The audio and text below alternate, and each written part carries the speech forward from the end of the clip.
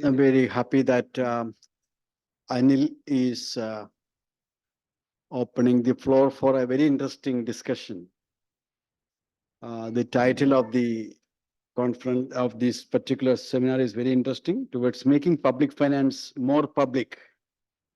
This towards more private, it looks like now. A call for trans-disciplinary perspective. I think I appreciate faculty seminar. First of all, it's faculty seminars. Faculty should set the model for others to give more seminars. So that way, you are much appreciated. I very much like this because I have a concern that the public finance of the type that we teach and practice, to what extent it is embedded in our own context. We have to ask ourselves, are we simply estimating somebody else's thoughts? Are we contributing from our side based on our own reality? This is an important question. So I think I remember one very powerful lady from Africa in a meeting, she raised the question, we are no more available to test your theories. And we need to develop our own theories and we need to understand our own context. So this is a challenge for all of you, in fact. So this is not to say that the received wisdom is all to be discarded. And in the knowledge sphere, to the extent that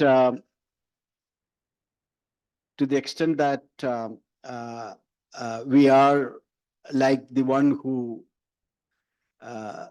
sit by the side of the seashore and collect or try to de-water the sea using a shell. What all we can do is very incremental, minor incremental improvements. And after all, knowledge making is an incremental process. So I appreciate any thoughts in this direction. And I would like to welcome all of you, especially the chair of the session, Dr. Amalingam, who doesn't need any introduction. Thank you. And I also welcome all those who have joined online. I'm happy that Nirmal Roy has agreed to be discussant. A special welcome to both the chair and the discussant. Okay, now the speaker doesn't need more welcome than what I already said. So over to the chair. Good morning to all respected director, faculty members, PhD scholars, and other students, online and offline.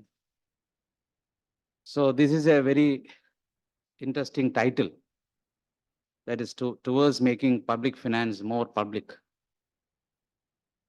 In this context, I like to express 2 points now before he starts explaining his views on public finance. Actually, 12 years before, Government of Kerala, based on the Government of India's, what we call it as instructions,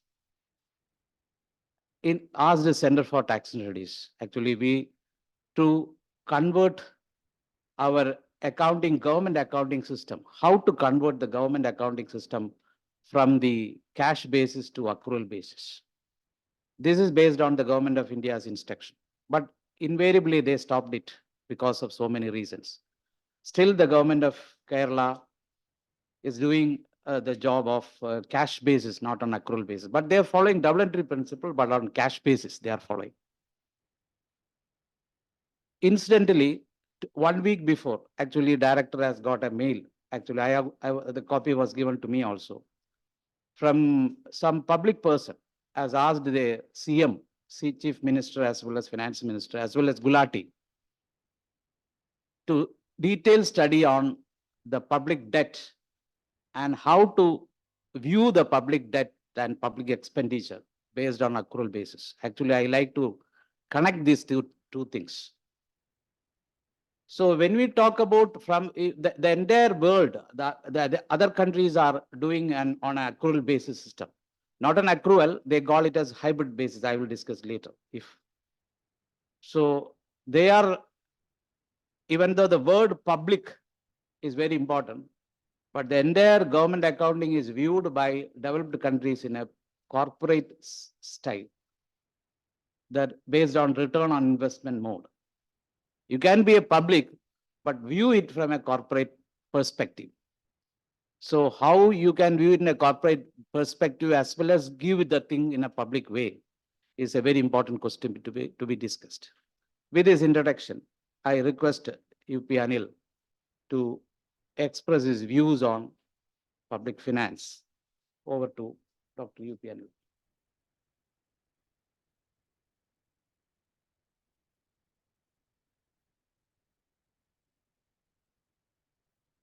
Thank you, sir. Thank you, sir. Respected chair of this session, and respected director, and my colleagues and students.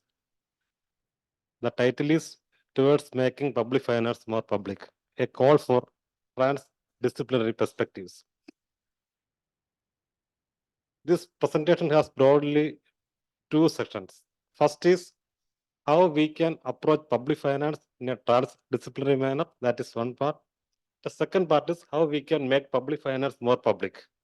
This is the two main sectors. In between, a small story is there. That is the organization of this presentation. The first thing is, just I am introducing the concept. What is transdisciplinary? We know that academic discipline means it is a structured and organized field of study to view a particular thing in a specific lens. So based on that organization, that structure will give some benefits like advancement of knowledge. It will help to research. It will help to train more professional scholars. That is good. And on the base of the nature of disciplines, it is categorized into, like, if we are dealing with society, social world, it is social science. If you are dealing with physical world, that is natural science. If you are dealing with human culture and language, that's humanities. So many disciplines are there. And every discipline has its own lens. And that lens will give a particular perspective to look that issue in a specific way. So it has its own merit because we will get a deeper understanding. We can make a deeper exploration to that field, but it has some limitations too. The question is whether we are setting boundaries in between disciplines will help us to get a comprehensive knowledge about that particular issue. And what if we keep that boundaries, what would be the future of disciplines? That is the question. If we want to get a more deeper understanding about a particular issue, we have to break these barriers. So on the base of these boundaries, we can classify the disciplines into 5. First is interdisciplinary, means if we are looking a particular issue within our discipline only, that is interdisciplinary. If you are, for example, if you are looking poverty through the lens of economics, that is interdisciplinary. Cross-disciplinary means if you are looking an issue in a different discipline, that means if a psychologist is looking the poverty issue, that is cross-disciplinary. Multidisciplinary means multiple disciplines. If they are working together for a particular issue, that is multidisciplinary. And interdisciplinary means a team of specialists from different disciplines. They are working on a particular issue, that is interdisciplinary. And transdisciplinary means there are no boundaries, no such barriers, and people from different disciplines are merging together and they are working together. They are taking formal knowledge and informal knowledge to get a deeper understanding. That is the transdisciplinary manner. For example, poverty. If an economist look the poverty, he can analyze the power that effectiveness of economic policies, minimum wage, all these things he can look. If a psychologist look the poverty, what are the impact of this poverty on his mental and physical behavior, that he can analyze. That if a sociologist and public policy experts, if they are analyzing poverty, that will be in a different manner. If social, that is a multidisciplinary, these are the things. Okay. And now this is the major point. This is an extended version. Already this idea I shared with my students, and some part is the extended version of that sharing. Do we have a transdisciplinary model in India? That's, in my opinion, there was a model. That was a forgotten model. That forgotten model we can trace out from a journey of a student in 1913. He traveled from Bombay, Maharashtra to Colombia for pursuing his higher education. And in his journey for higher education, he has written so many books. He studied in Columbia University and Administration of Finance of the East India Company. He did his PG and PhD there. And so many books he has written, Problems, Rupees, Administration and Finance of the East India Company. And these are some of the extras from his books from the ancient Indian commerce. And then the evolution of provincial finance in British India, which is dealing with the fiscal federal issues.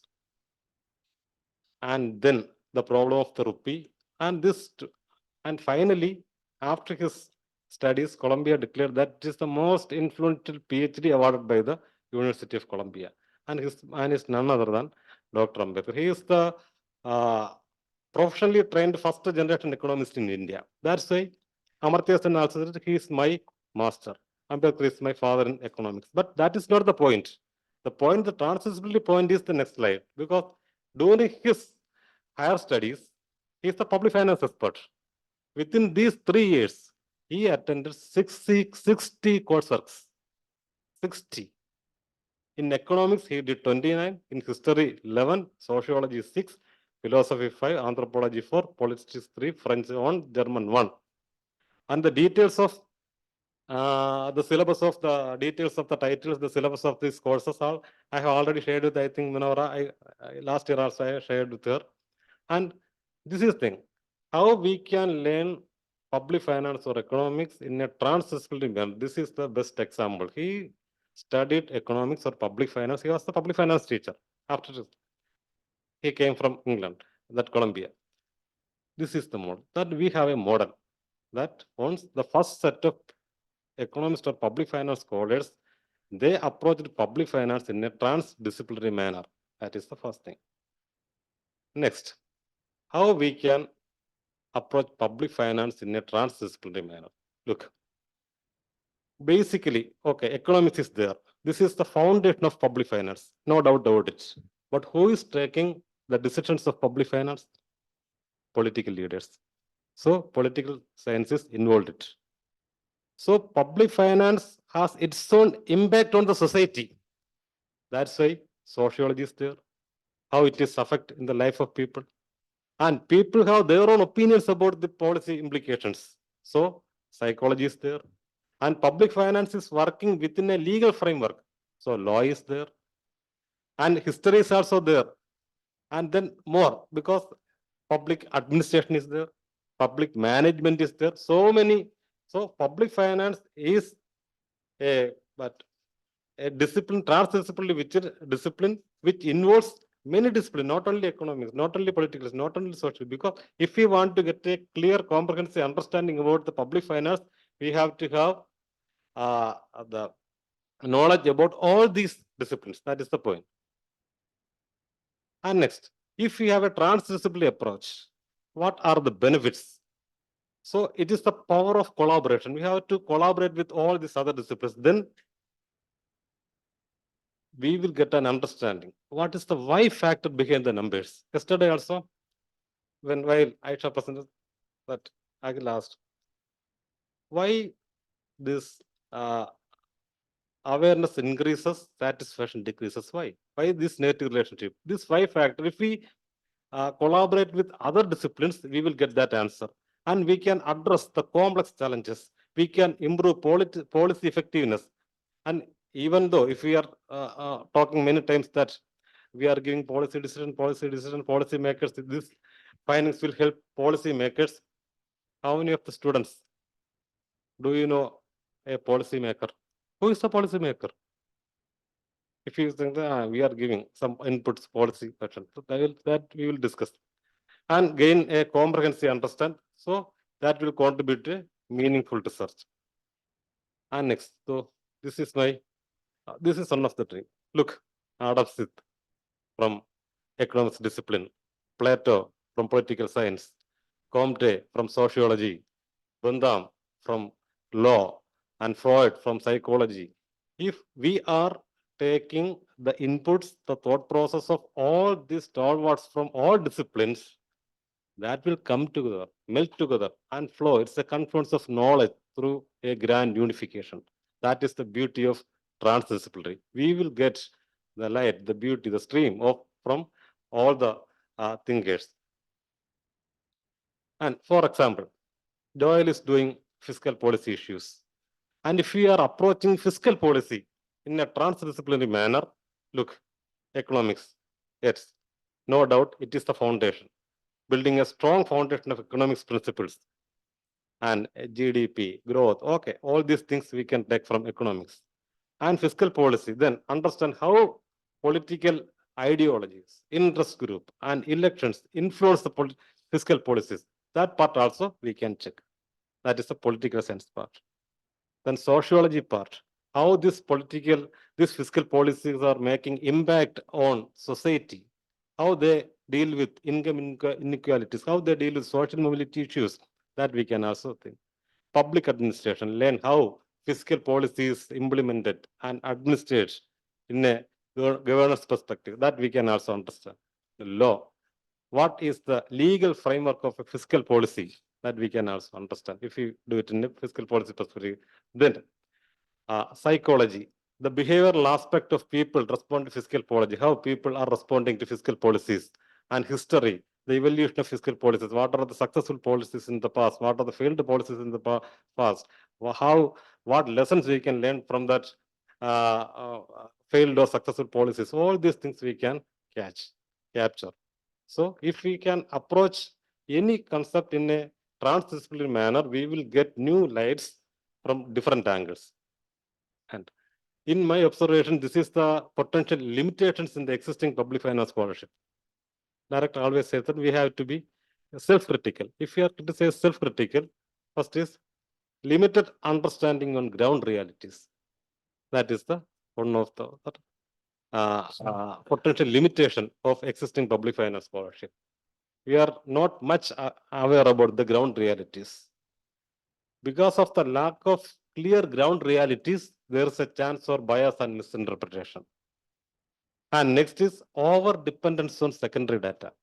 Secondary data is good. That is, like I said, if we are working on others' work, that is okay. But there must be a limit. Over dependence will not lead to good findings. Then focus on macro level issues. Micro level issues also there. But the existing public finance scholarship is mainly focused on macro level issues and limitations, accuracy, completeness, and representativeness, because we are working on secondary data and limited ability to access policy, effective policy makers. So many limitations are there. That is one part. That's over. Now I am going to that small story. After small story, there's only one session is there, how we can make public finance more public. This is the allegory of cave. Okay. This is a story of cave. This story was told by Plato. Plato was the student of Aristotle. So this story was written, he lived in BC 400, 2400 years back. He has told this story. And he narrated the story in the form of a dialogue with Socrates. And many great leaders were used, great scholars were used this method. For example, Jyotiba Phule, who started first school in India, the father of social revolution in India. He also written books like in the form of dialogue. This dialogue form will help to sharpen the mind of the students and readers. For example, Dondiba, Fule asked, oh, Dondiba, his a student, oh, Dondiba, oh, Fule. And they say that Brahma had 4 heads. Okay. Yeah, don't Fule, Brahma had. Oh, Dondiba. If Brahma had 4 heads, he must have 4 buttocks too, isn't it? In that way, he is sharpening the thinking skills of his students. Then the picture will change. A person with 4 heads and 4 buttocks, that will be a different picture. That's why, in that form also, that Plato used this allegory of cave. This is the story. Before hearing that story, you had to imagine this. There is a dark cave, underground cave. There is a dark underground cave where people lived in entire life in chains from their birth. They can only see the wall in front of them. That's all. That is the one picturization you have. And behind them, there is a fire burning brightly. And between the fire and the prisoners, there is a walkway where people carry strange objects and puppets. And the firelights is reflecting on the wall, and these objects are also reflecting the wall. This is the context situation. Look, this is the picture. Look. In front, some people are sitting. They are by birth, they are sitting there. They have changed. They cannot look back. In their backside, there is a wall. Behind that wall side, there is a fire. In between that walkway, that wall and fire, there is a walkway. In that walkway, people are walking with some puppets. And they can, these prisoners, they can see the shadows of these puppets. This is the situation. From here, this story starts. And the prisoners, they can only see the shadows. And they are believing that these shadows are real. Because they don't know what is going outside. This is real. And they are making some comments on that this is my shadow, and they're seeing the shadows of animals, they're seeing the shadows of birds, they're seeing the shadows of trees. And they are believing that these shadows are real. One day, a prisoner freed from his chain and walked behind. And back when there was a light burning, he saw it. From that light, he saw some light was there. And he slowly moved and came out of the cave. Came out there, it was so shining. It was so painful to his eyes because the bright light is there. In that light, he saw that the real trees, the real animals, the real birds, where he saw it as a shadow. At that time, he could not understand that. But slowly he understand that, oh, this is the real things. Whatever I had seen in the cave is this were shadows. And slowly he came out and moved forward. Then he find out the source of the light, the sun. He find out. It was so painful to him to look at the sun. But because of the sun, he can see everything. And he slowly returned to the cave after some time. He said, oh, this is the reality. What I have seen in the cave was shadows. I want to inform my brothers that this is not the real place. We have to go outside. And he slowly returned to this cave. And now he is used to see the sunlight. His eyes are used to tune with the sunlight. And when he enters into the cave, it was dark. But slowly he tuned with the darkness and informed that prisoners that this is only shadows. There is a light outside. We have to go and see the light. The reality is outside. Some prisoners agreed with him, but most of them disagree with him. They rejected his ideas. He said, what you are saying is foolishness. You are crazy. This is the story. That rejected story. Now look, these are the main concepts. The cave, the prisoner, the chain, the fire, the shadow, the escaped prisoner, the son, his intellectual journey, the prisoner's reactions, the released prisoners, the journey out of the cave, the return to the cave, the rejection, what I think it is or what really it is. That is the conflict. From this, we will get some understandings. The cave represents the society's limitations, where knowledge is restricted and people believe limited perceptions to be reality and they believe on shadows. That is the real. And the prisoners represent trapped, the people who are trapped within these limitations. And they are accepting these shadows as realities. And the chains, it represents, it symbolizes the ignorance and their biased knowledge and their lack of deeper understanding about issues. And the fire, that represents the curiosity to explore knowledge. And the shadows represent limited understanding, misinformation, and biases. And the escaped prisoner means the person, the individual who seeks, who breaks the barriers and search for a new pursuit of knowledge. The sun represents ultimate truth, the reality, the enlightenment, and the intellectual journey means the process of education, critical thinking, and questioning to reach truth. The other person's reaction means it represents the resistance of fear, the fear of the unknown, and the released prisoners means those who are ready to pursue new knowledge, to get broader perspectives. And journey out of the cave means it represents the challenging process of overcoming ignorance. And the return to the cave means the attempt to share new knowledge. They have some knowledge and they want to share it. And the rejection means the difficulty of changing established beliefs. That means they want to keep their status. And how we can use this concept in public finance. As far as the public finance is concerned, there is a cave. The cave represents a society with limited understanding on public finance, or they get some limited understanding from the experts only. That's the prisoners means the citizens who depend solely on the opinion of the experts without questioning anything. These are the, as far as the public finance is concerned, the local people are like prisoners. And the chain means the lack of their budget literacy. That prevent people from engaging or questioning these experts on the basis of facts. The fire means the spark of curiosity. Some people have some curiosity to learn about how public finance works. And the shadows means the misconceptions about public finance. The escaped prisoner means some citizens, some people, they have started to explore how this public finance work, what is coming to the government, what is going out of the government, how it's work. Some people have started to work on it. And sun means the comprehensive understanding about the public finance. And then the intellectual journey means the process of learning about public finance through various means.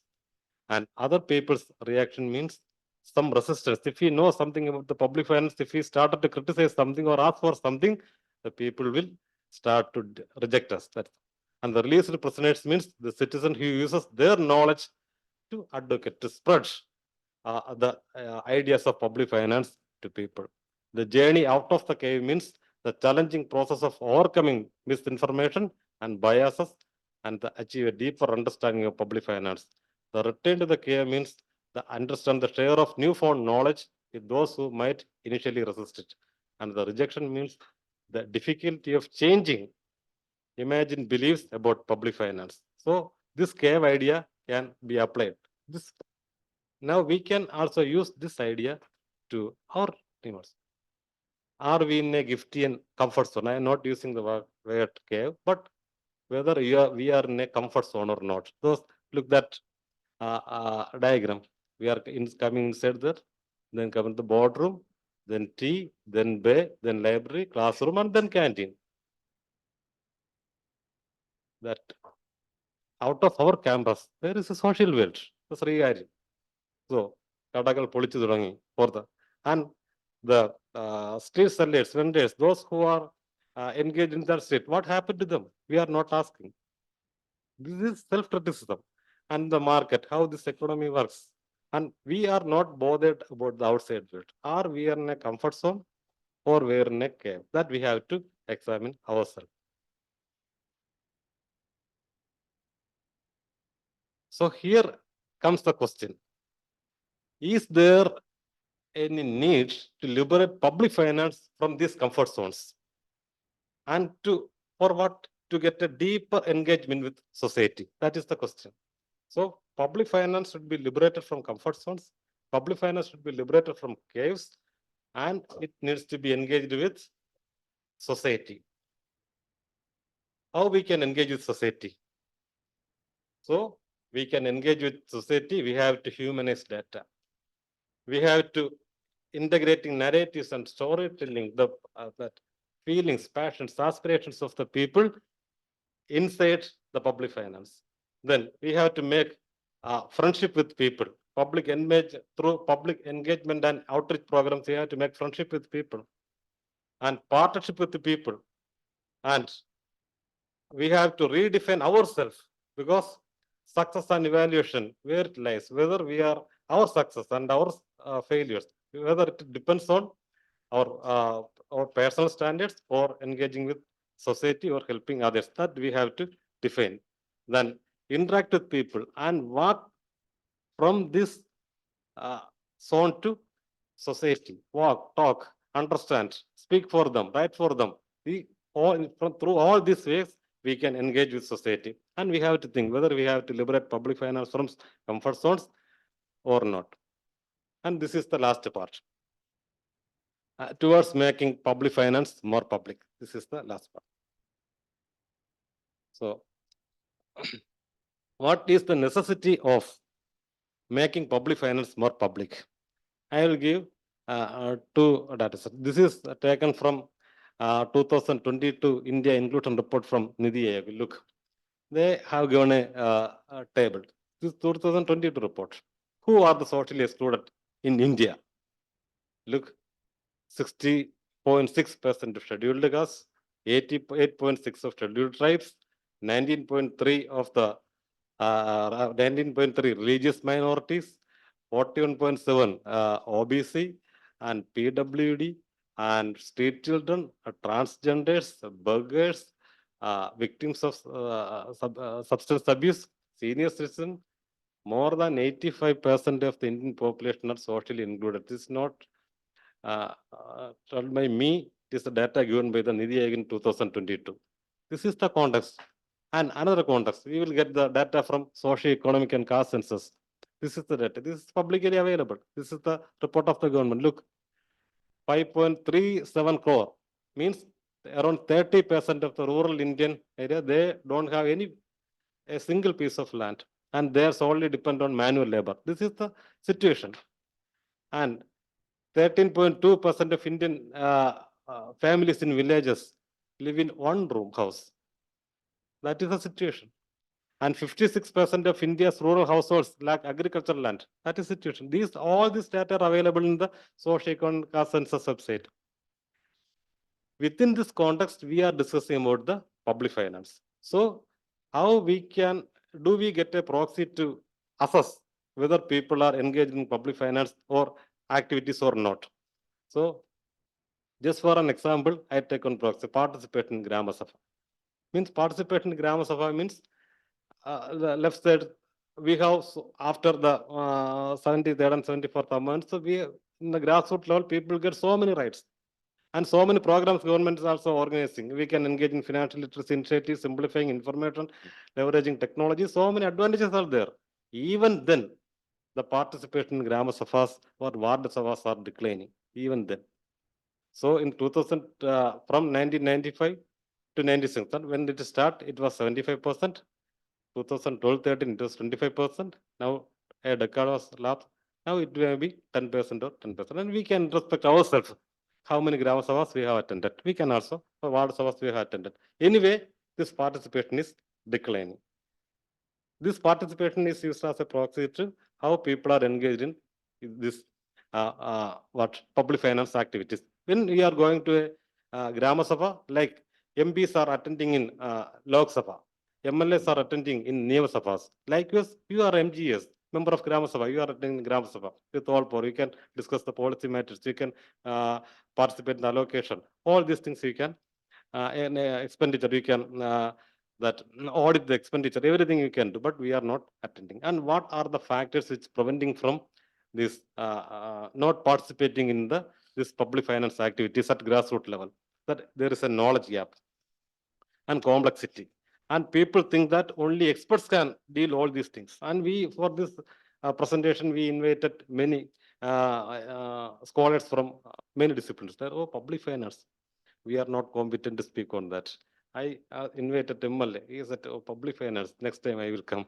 So all these, even MLAs, even people's representatives, the scholars from other disciplines, they are thinking that public finance can be handled only by some experts.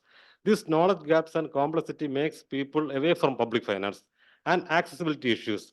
We don't have any access. The data dissemination institutions are there. We don't have access to data. And historical and cultural factors. If we examine historically, many people, the public finance is dealt with by a handful of people only.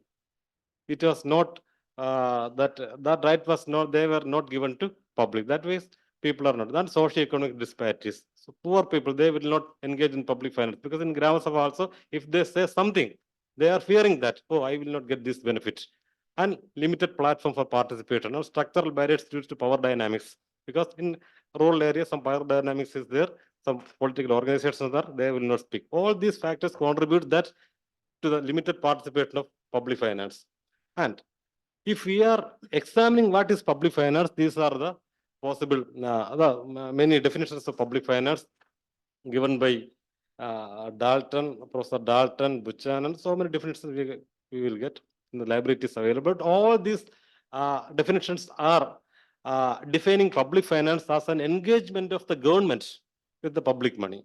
This is dealing with the expenditure and revenue of the government. So, in order to ensure the participation of the public finance, I think, do we redefine public finance in a redistributive framework? Because in India, we have seen that more than 85% are the excluded communities or socially excluded. So they need some redistribution aspect to it. So is it really public finance? If we want to make public finance into people's finance, we need to redefine it. This is one of my suggestion to redefine public finance as trans-disciplinary subject and an official tool. This word is also used by the women, sir, to ensure the due share of the national wealth to individual and community to create a just society. Many limitations are how we can fix due share. That is another thing. But it will give some ideas. For example, this trans-disciplinary means if we are considering redefine public finance in a trans-disciplinary way, we are giving opportunity to participate to the public finance discipline from scholars from all other fields, especially from social science. That's a way of thinking in a collaboratory approach. And then subject and official tool. At the same time, it's an academic subject. It's a time, that is theoretically. In practical, it is an official tool within a legal framework. And share means they will get a approach public finance in a right-based approach. And just means our constitution also saying that we have to create a just society. And creation of the society, there is a purpose. Public finance must have a purpose. It is not an accounting process.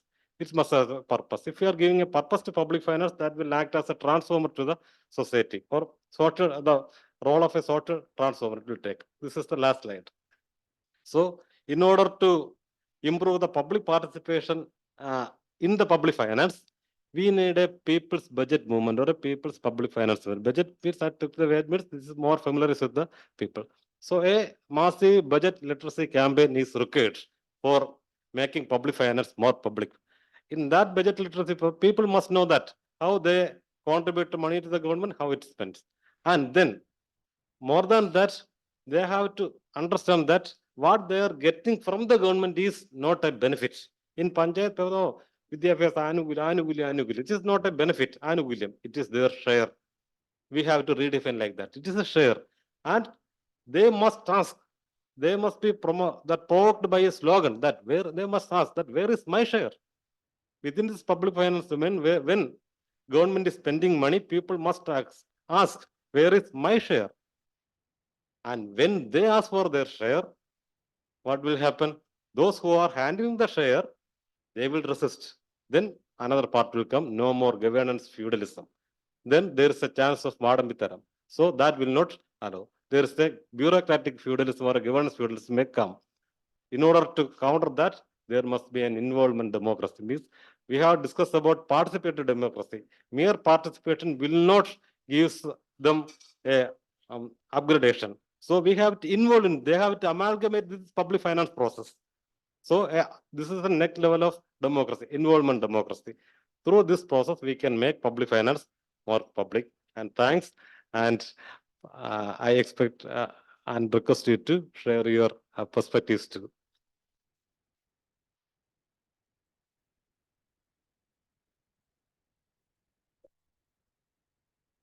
Dr. UP Anil has opened a lot of issues. And actually, he insisted that, and he reminded us that we are in some cave. So let us discuss whether we are in a cave or we doing trans-disciplinary issues in our own subjects, etc. So first I request Nirmal, Dr. Nirmal, to express his views. Over to Dr. Nirmal. Okay, am I audible? Yeah, very well. Okay, thank you for making me the discussant. But I feel that not this being such an extensive presentation, I'm not the fit person to do. I'm not sure that I will be able to do justice to this thing. Maybe a professor would have been the ideal choice. Having said that, let me now try to move into some of my views with regarding to this presentation. Firstly, let me be a bit critical by looking at the PPT slides. So I would have liked to know the Dr. Anil to have some bit of sources. Providing some bit of sources and citations and years to the various figures and sources that he has borrowed. Maybe some bit of errors that he has, inadvertently used one of his slides, Colombia being, shown in a, altogether different graph and all. So these kind of, things should have been avoided. I'm not suggesting this for Dr. Anil only, maybe for the PhD scholars also. So a bit of seriousness in providing the citations, years, and all should have been, taken care of.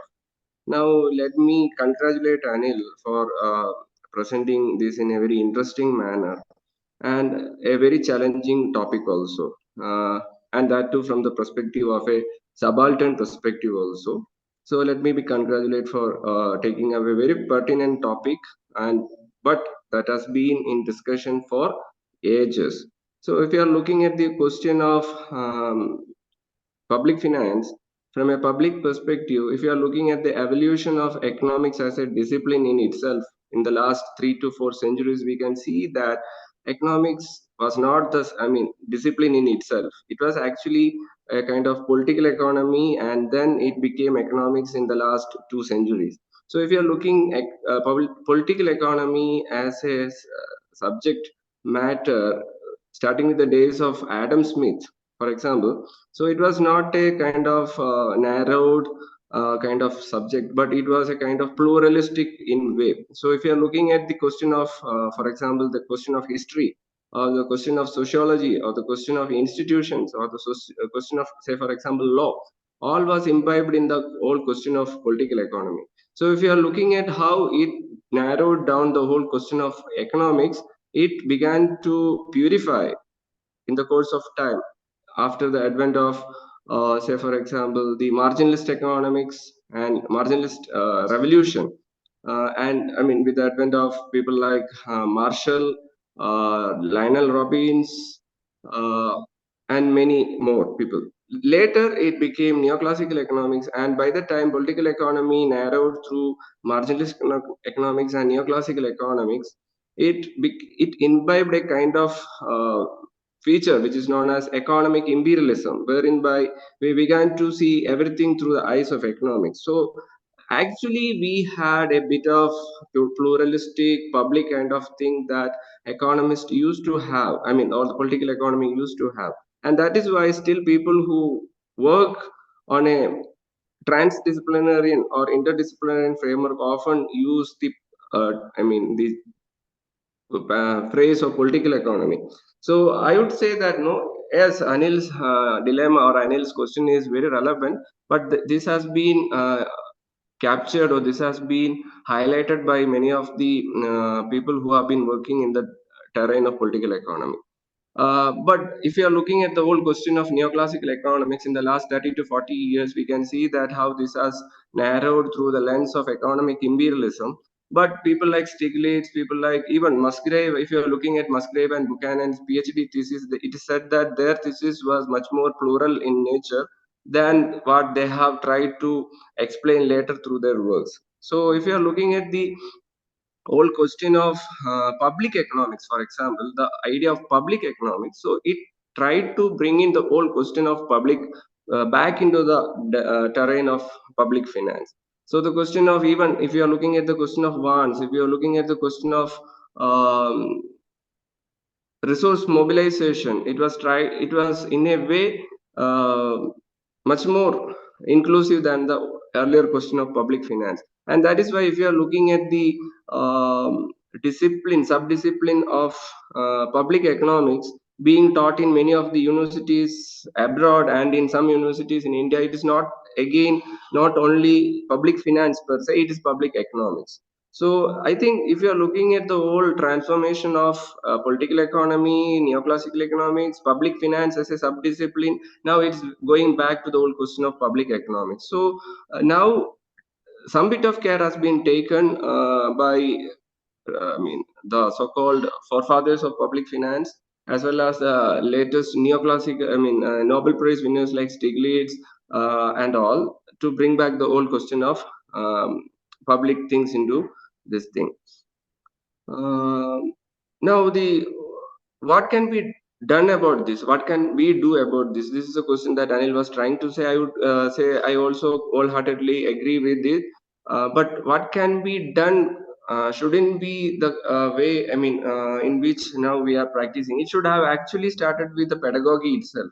So if we are looking at the way in which the question of public economics is being taught and the public finance is being academically provided to students, yes, Anil would be absolutely right, because the way in which this is being taught to students, this is the way in which it is being practiced across academia, it's in a very narrowed manner. But I would say that the pedagogy should start by bringing in more emphasis to the whole question of publics and the question of finance. And I would definitely go in tune with what Anil was trying to say.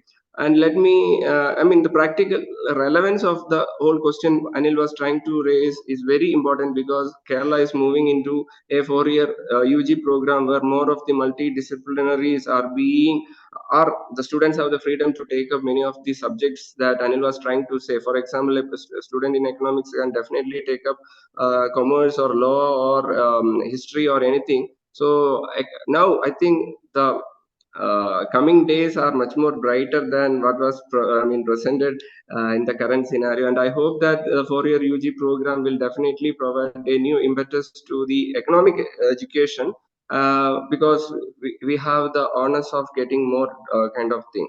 Now, let me try to wind up by highlighting this issue that yes, the question of publics, the question of society, the question of history are being detached, and that is not because of any fault of the discipline in itself, because of the scientific temper that economic discipline wants to have.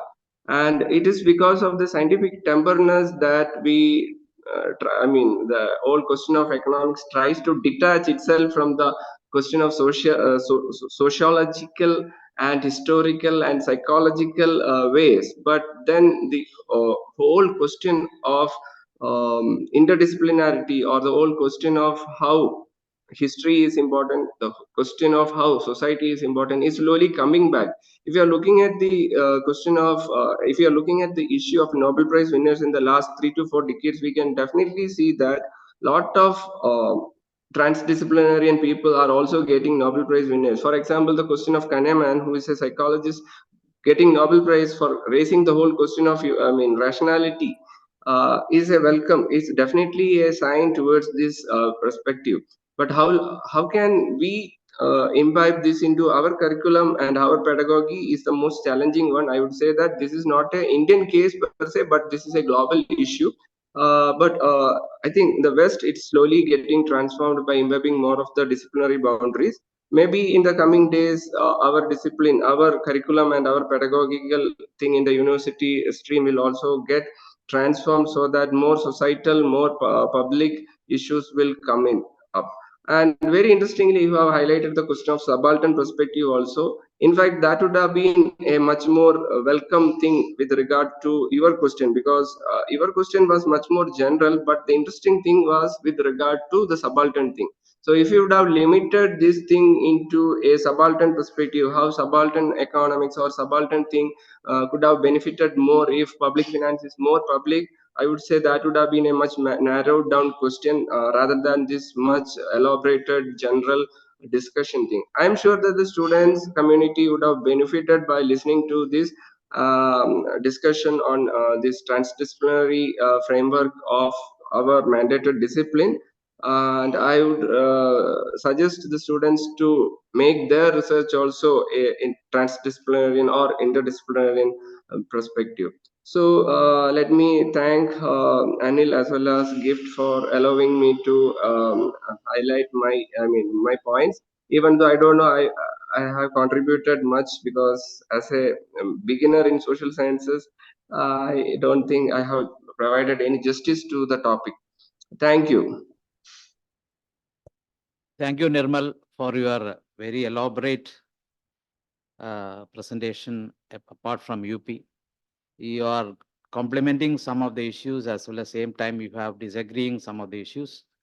I think the PhD students and other faculty members have gone through, heard your arguments also. So with this argument, I request the faculty, PhD students or faculty members, you can express your views, you can question various issues. Thank you.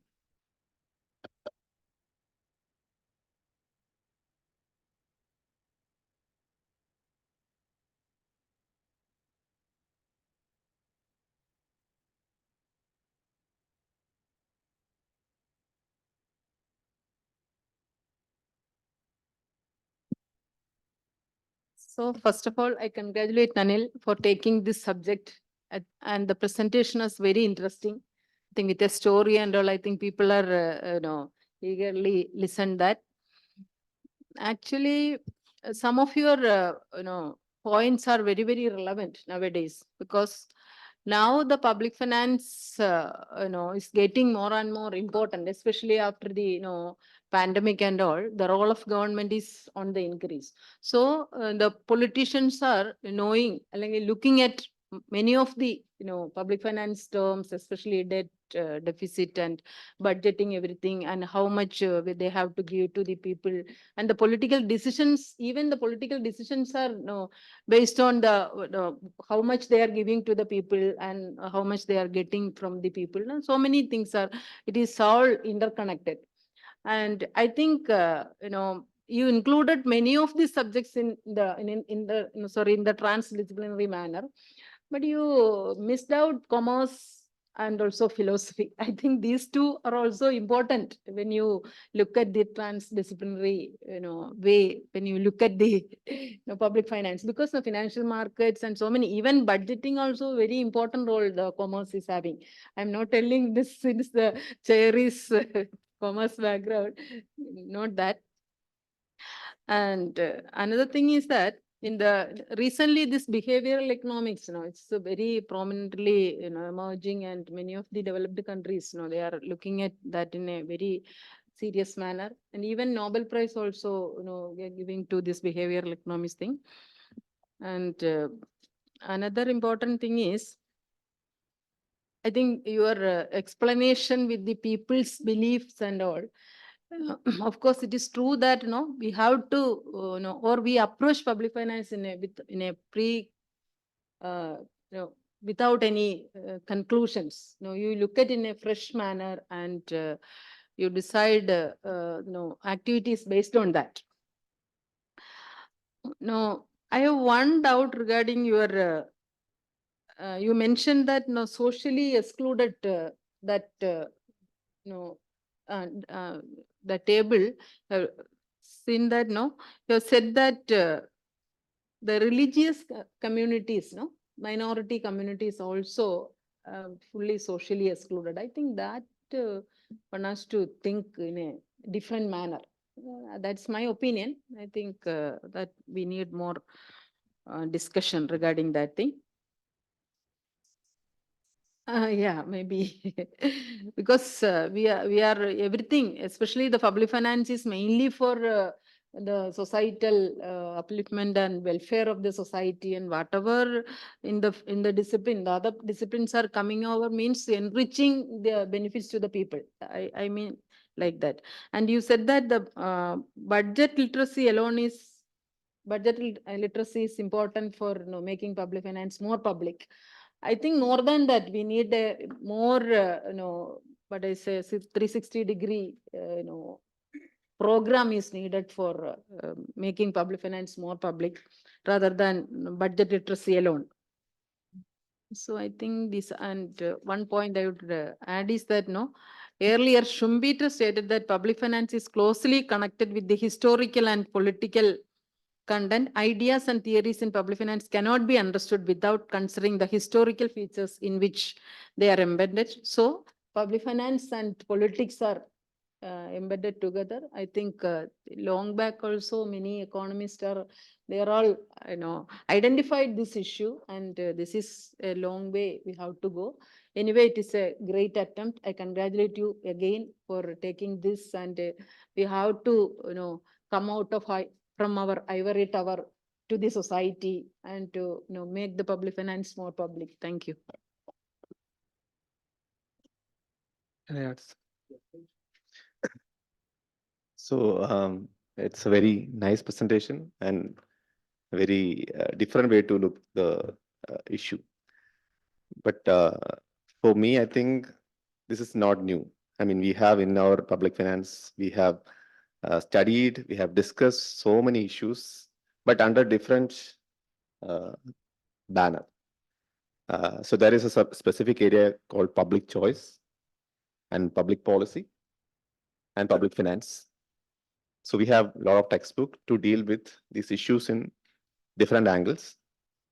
In fact, our Buchanan's thesis is related to public choice. He got the Nobel Prize. And Jonathan Gruber's book, it talks about public finance and public policy. So there actually he started with a social issue, that is insurance. And where he dealt with what, when, why, and how public finance.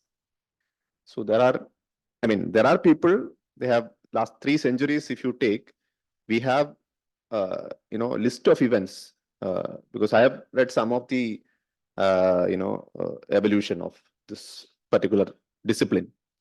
But the public finance as such, we are not deviating much, but there are something which added to the public finance concept. So that's what books are written in a way that public finance and public choice, public finance and public policy. So things are there. But when you talk about the case of India, kind of developing context, I think most of these books, these writings or thought process are basically made in a very developed context, developed country context. So your concern is basically there's kind of India kind of this thing. So maybe it's an addition to look at. But of course, we have to bring these two, public policy and public choice panel, to look at the issue, because there is already an inbuilt, framework is there. So that is one thing I just want to. Thank you.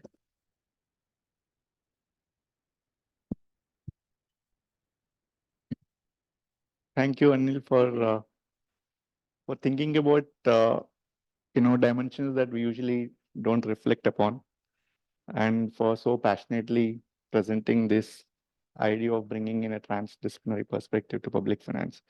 But in the process of your presentation, what I found was that you're asking questions that are related to methodology of knowledge, evolution, policy, and practice. So you have kind of mixed these three aspects. But if we see it as the episteme, that knowledge on how the thinking on what public economics or public policy should be dealing with. So there is a lot of, see, each and everything that we discuss, even in the textbooks, what Ranjit mentioned, it had definitely a lot of philosophical underpinnings which have formed the methodology of the particular subject. So over time, when you trace this, how methodology of economics has evolved, one would say that it has been evolving and it has been taking into consideration the obvious criticisms that the discipline has received over time. But then the question is it enough? Definitely not. There is a room for expanding or being more pluralistic in the thinking process and accommodating views that are coming from other subjects, which economics per se may not be able to address. In fact, if you look at, something that I have been closely following is development economics. And originally, the way economists looked at development was very different. And over time, as you mentioned, that, through primary data-based research and so on, because the primary data-based research was not a thing of economics until maybe mid-80s or early 80s. Then people have realized, in fact, Pranav Bardhan had written a book also, Conversations with Anthropologists, wherein he makes a case why economists should, engage with other social science disciplines. Now, all of this discussion has been happening from a methodology point of view, or how the subject has to develop to become more pluralistic. In the process of doing that, you can become, more inclusive in policy. Okay, those dimensions. So if you are interested in bringing this transdisciplinary perspective, and I may be wrong, but my own view is that we cannot really get into it without getting into the methodological underpinnings of how the subject has been evolving. And from there, you can see how the other disciplines have used what is the basic foundation of methodology of science for that, and how we can integrate it into public finance in a way that you want the subject to become more inclusive or become more people-centric way of developing the thought process. Then the other point is, when we are talking about making public finance more public, that's why I said methodology, policy, and practice. So there is also a lot of attempt that is going on again, in terms of, so what I understood was this basically, when you're talking about making public finance public, there is an entire governance initiative that has been discussed quite widely for decades now, right? That entire governance issue or accountability initiatives that people have been doing. What does this do? Accountability initiative is that because people are contributing to resources, the public finance or the administrative data or what governments do, the government should also be accountable. Okay, that is where the accountability initiative comes. Then how do we make the entire process transparent? How do we make state more accountable? How do we make data transparent? So a lot of research has been happening on this domain, and one of the ways to look at is the book that which we have bought for the library recently, which is Accelerating India's Development, where the sections after sections, or in fact chapters, have been devoted to how the state should be empowered as an institution, and how the data should become transparent, how state has to become more accountable, And where that is the entire purpose, because then only you will see what's really happening. It's a question of transparency. Then we have a third dimension, that's a question of inclusion. Okay, for that, I think, I don't know if in the present structure we can simply extend it, or you have to build a case for it. That's what I was broadly thinking. How do you anchor your presentation and build it, rather than, building it from different standpoints? That's my observation. Thank you.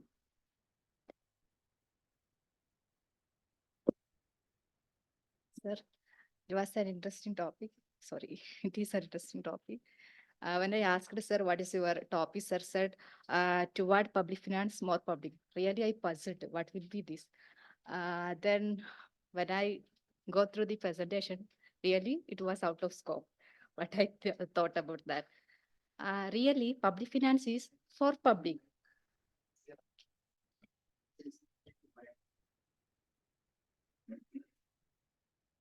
Could you hear, sir? Okay.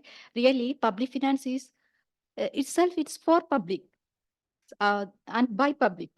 Also, sorry, for public and of public. Even it by the government, there is a RTI to know. Then I thought it's about toward public finance, more public, what it meant that about the transparency, thereby accountability, thereby efficiency in allocation as such matter will be discussed that. Really, public finance, according to Dalton, years ago, it's connected to different subject. According to Dalton, public finance lies in borderline between economics and political science. And also, Buchanan, there is a concept that in constitutional economics, that connected to law, public finance, anthropology, then sociology, everything. So public finance itself a public, anyone, this public duty or a public interest to learn, this is not tied up or it is presented by economics as such. Economics as Nirmal sir said, it is a plural subject. There is a different branch, micro, macro, financial economics, then behavioral economics. There is a different branches, because even also commerce also a branch of economics. It's a broader sense. Then, sir asked a question, is there a need to liberate public finance? Public finance not present as such. Anyone can anyone can learn this. So it is very interesting topic in the present context about when we talk about the transparency, accountability, and efficiency. But sir explained a slide sir showed regarding trans disciplinary matter. That is very good, very nice, and it was a matter to discussion. And also, anyway, it's a matter to discussion. Thank you. PhD scholars. Anybody? Jerome Ille. Commerce, they are not talking anything about you. Yes. Dr. Agil will may have something. That commerce is not there. Yeah. That is what Anita has identified. Interdisciplinary. I'm not commenting on public finance. So my concern is multidisciplinary. Okay. So the main, I'm talking from the youth perspective. From, yeah, I mean, including me. Okay. So the problem is the main challenge or hinder which restrain the young generation from going multidisciplinary is the education system in India specifically. So what we have faced in our school days, like after SSLC or matriculation, we have three choices, right? Science, humanities, or commerce. So so-called intelligent people are there, na? They'll go for science, right? And other people will go for commerce, and those who are not interested in studies. That is the perception, right? And there is a clear discrimination in teachers also, like commerce batch and science batch. I think you might have faced that, right? So they will be having extra classes. I mean, science batch. They'll be having extra classes, extra lessons, extra, curricular activities. We'll be having 3 hours because we are not interested in studies, first of all. So from there, that discrimination and, we are having a funneling approach. Actually, funneling approach and ballooning approach, right? in research induction and deduction. So in that case, in my opinion, after 10th, we should have a ballooning approach. So that is what they are proposing for NEP, I guess. Right? They have a multidisciplinary approach. So after this, like science batch, they will be having a wide range of higher education courses compared to humanities and commerce, right? So that actually restrict our multidisciplinary perception, and our scope is also limited. After commerce, like +2 commerce, you can go for CA course, obviously, or else you can go for BCom or BBA. That's it, right? Or bank coaching or PSC coaching as usual. Then the problem, like the benefit of Gen C is NEP. So in NEP, our UGC chairman is proposing after +2, you can go for any graduation course. Then after graduation, you can change your subject in post-graduation. Then after that, you can change the entire area of study in your research, right? So I think for at least for Gen C, they'll be having a multidisciplinary approach in the future.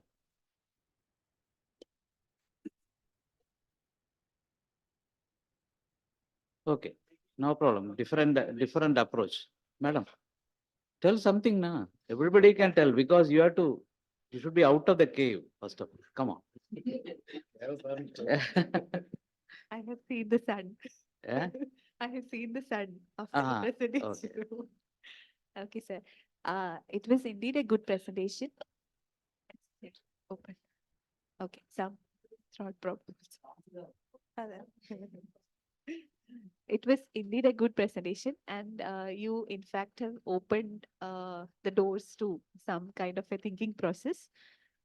So in that way, it was thought-provoking as well. But my concern, I'm joining with others in the sense that, like, you could have added some more academic backing to the proposition what you are putting forward, which means that I have personally felt that more than the public finance canvas, it is a public policy canvas you have like unveiled. So within that, like perspectives of interdisciplinary, multidisciplinary, interdisciplinary and transdisciplinary thing itself, you could have actually asked, like, if I consider public policy and public finance, so whether any interdisciplinary thing has emerged, because from our RCBP classes and all qualitative research classes, we could understand that when you speak about interdisciplinary, it is A plus B and emerging a new arena altogether. But when you speak about the multidisciplinary thing, you are converging A and B. So under what underpinning you are trying to put this public finance discourse and transboundary discussions, which means that you're going beyond the geographical boundary, knowledge boundary. So many boundaries are there. So which boundary you are focusing on? So when you get a standing on this particular thing, the discussion would have been more clear and lucid. Thank you. So anybody online, Ajay, anybody want to express their views? No. Sorry. I think this is a place where ideas to be shared, thoughts to be exchanged. You should also have a space to deliberate and differ, of course, with the respect. But having said this, when we are talking about an academic seminar, we should know how to differentiate between a public speech and an academic seminar. I thought you were giving some interesting thoughts for a public audience.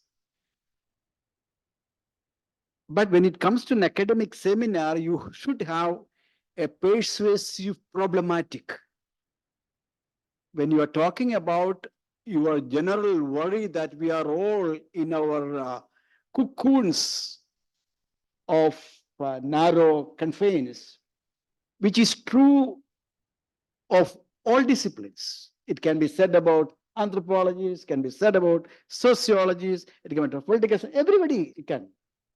But now the question is, when you really call it is become transdisciplinary of the type that you think, particularly when you talk about economics, from late 60s, we find economics, there was a general feeling that economists have a solution to all the problems.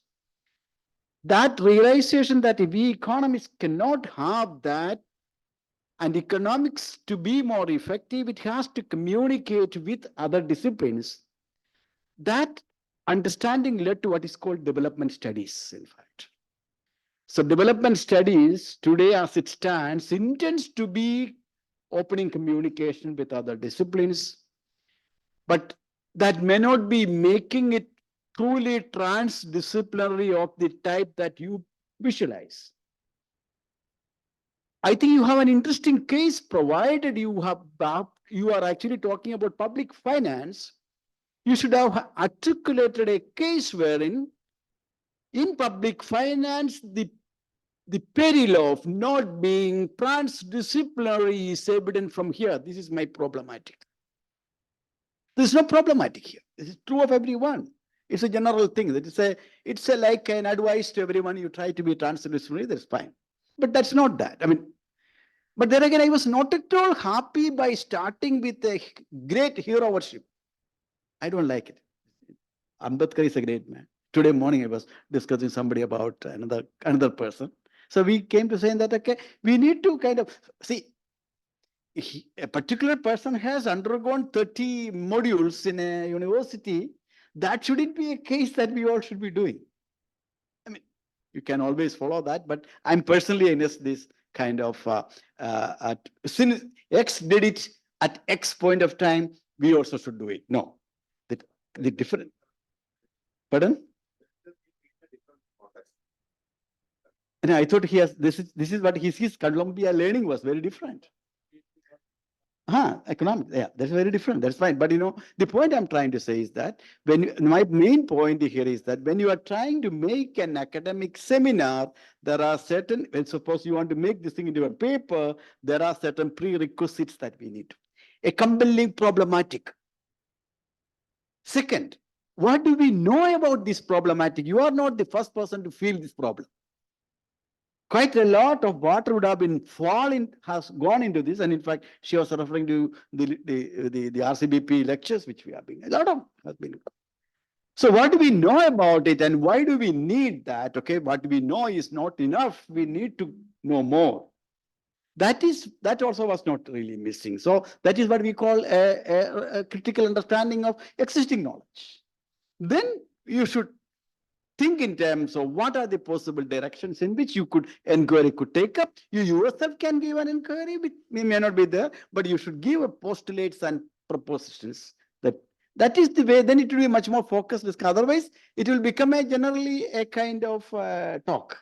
I would say that converting this into a seminar, to a discussion paper from an academic institution needs certain academic discipline, conventional discipline, which unfortunately we have that.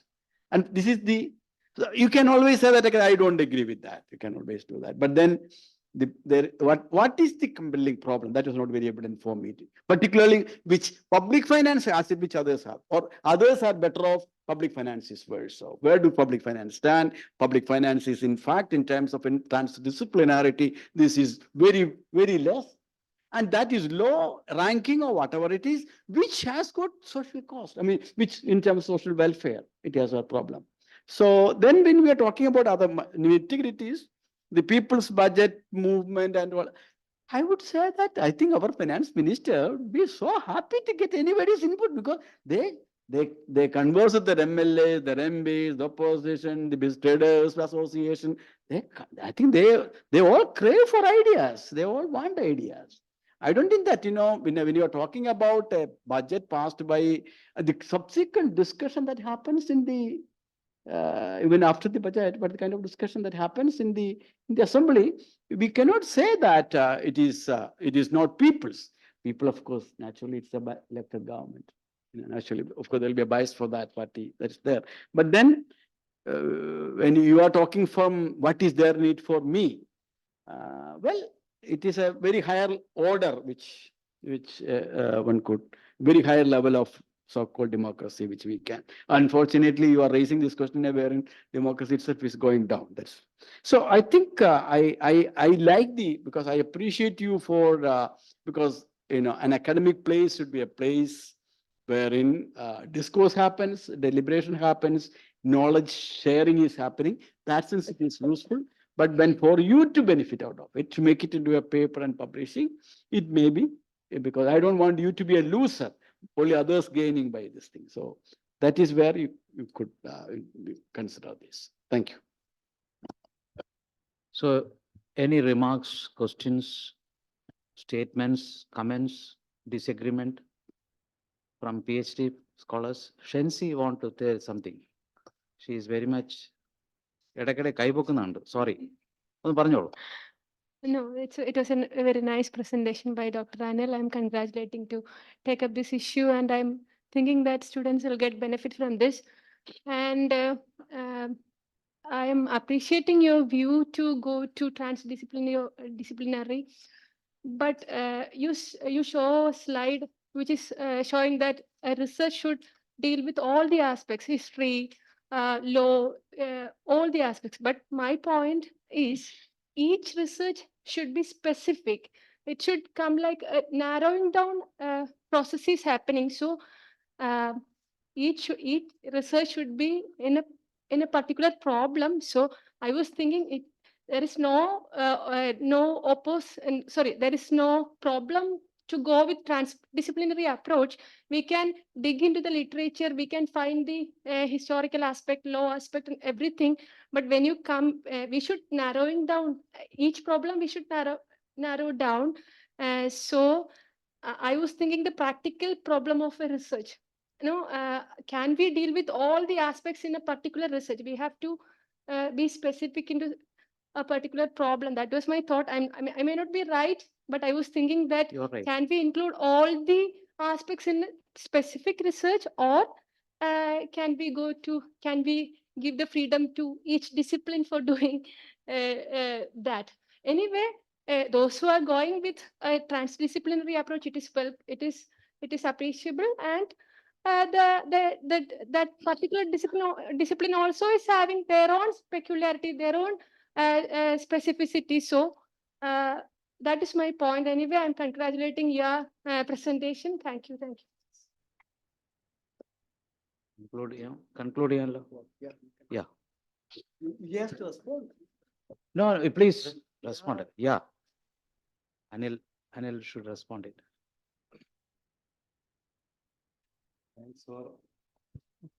Thank you for sharing your perspectives. Through this presentation, what Director rightly said, that was not well organized or not focusing on a single point. But I have presented some of the shattered viewpoints, many concerns of the people, many ideas. So all these things are discussed by some scholars earlier, that is true. But at this point of time, public finance getting more and more prominence in the society. In this point, as a public finance institute or a public finance experts, we have to be very cautious how we can upgrade ourselves, how we can make public finance to the next level. That's why I chose this topic. And when we make it a paper, we will consider all these suggestions. That's good. Then another thing is why I quote Ambedkar, sir, because as far as students are concerned, for their benefit, I included that slide, because understanding within 1,000 days, completing 60 coursework, that's a great thing. That's you have to. That's why I included that slide, because that's the best case for to understand. And next, all these things, and those who are contributing as the. That's why that.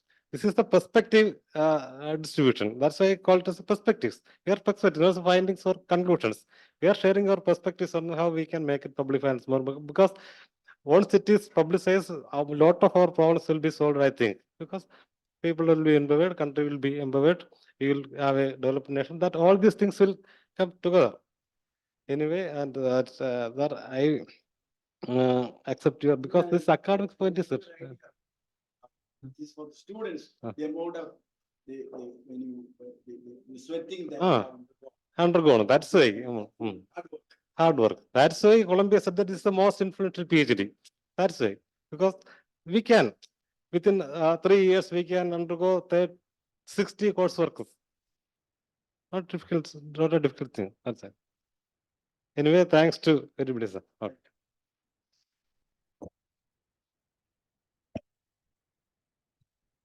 So there are different views on UP Anil's presentation.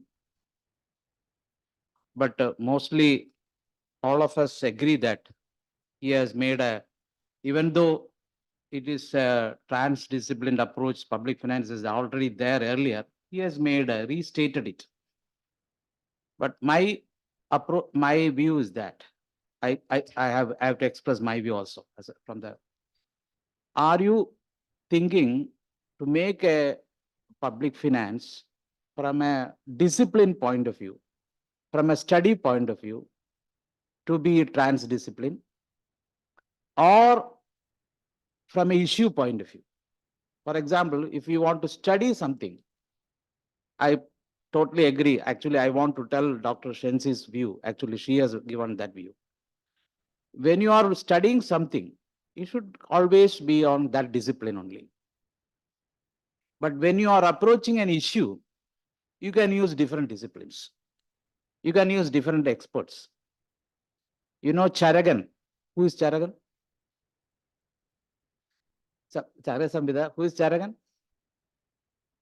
He has invented Ayurveda and he has also invented astrology.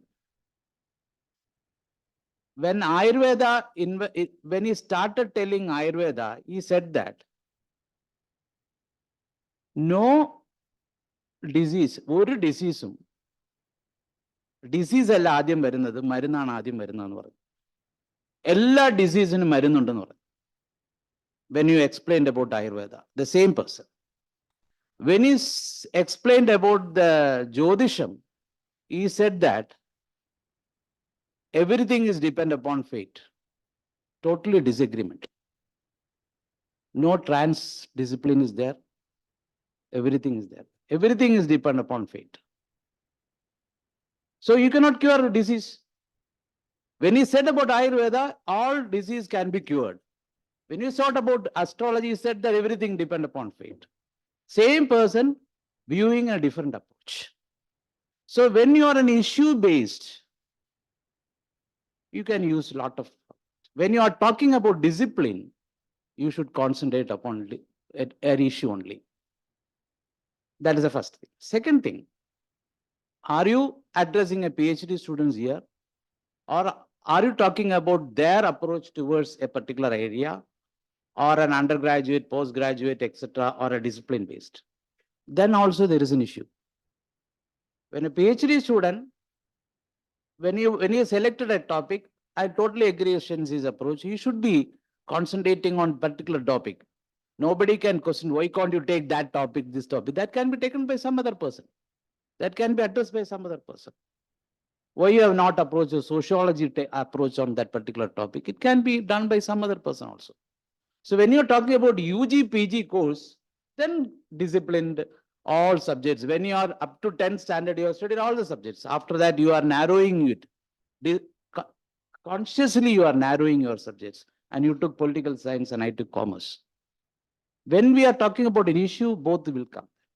So with this approach, as rightly pointed out about our director, you have to give, when you are in a paper way, you have to give a public finance issue of government of Kerala that they have totally ignored a sociological approach, some approach to take an issue.